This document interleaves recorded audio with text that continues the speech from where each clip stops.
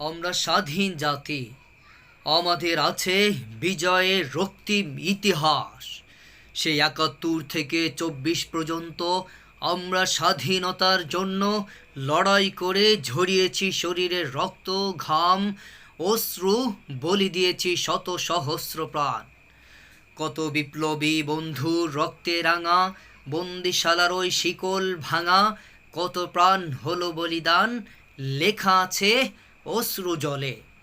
তোমাকে পাওয়ার জন্য হে স্বাধীনতা, তোমাকে পাওয়ার জন্য আর কতবার ভাসতে হবে রক্ত গঙ্গায়, আর কতবার দেখতে হবে খান্ডব দাহন। যুগে যুগে স্বাধীনতার মিছিলে ঝরে পড়ে অসংখ্য প্রাণ।